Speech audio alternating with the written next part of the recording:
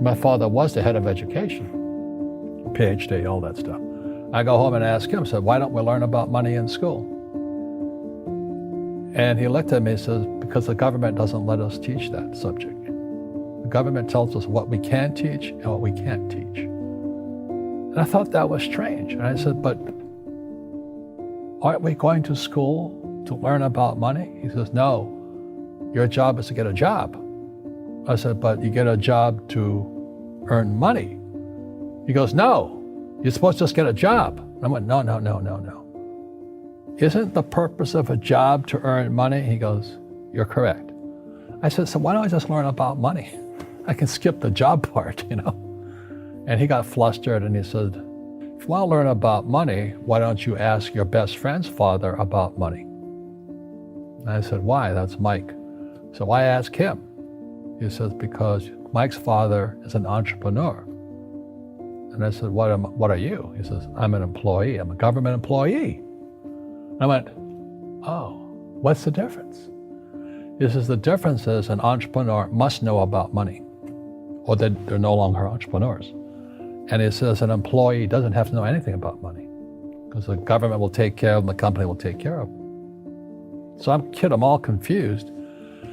But I took my dad's advice and I trundled over to Mike's father's office and knocked on his door and I said, hey, I'm here, 9 years old. Teach me about money. He says, beat it, kid, But that's where the story of Rich Dad, Poor Dad started.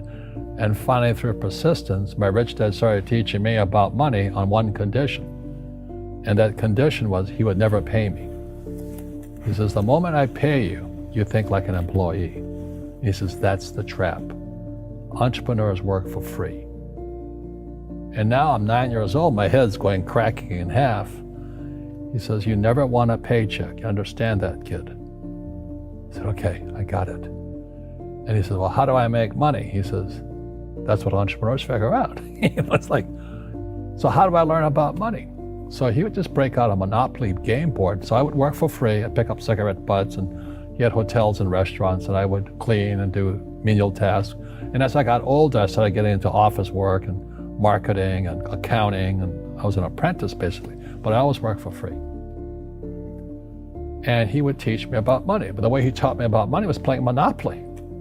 And finally one day I got upset. I said, well, when are you going to teach me about money? He says, what do you think we're doing? We're playing Monopoly. He goes, no. What do you think we're doing? We're playing Monopoly. He says, what do you think we're doing? So I don't know. I'm teaching you about money. And then that's when, you have one green house. He says, there's many formulas for great success in money. There's thousands of them, but one of the best ones is found on the game of Monopoly. It still is today. 4 green houses, 1 red hotel. I said, what?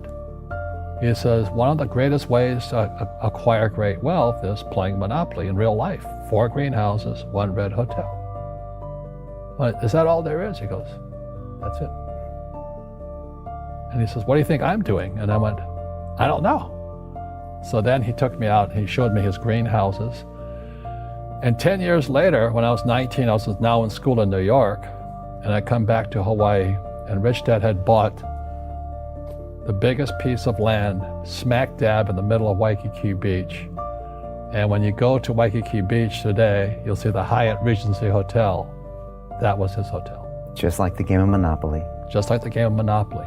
Acquired assets and they became bigger assets. He just kept what's called an assemblage, because that property wasn't that big at the time. So he had to buy out all the small guys. Because Waikiki was a little dirtwater little town. So he'd buy out this shop owner and buy that shop owner. And it took him a while, but he finally assembled this large piece of property. And then he and Hyatt put up this giant hotel. It just sold for $800 million. So that's how I learned about money.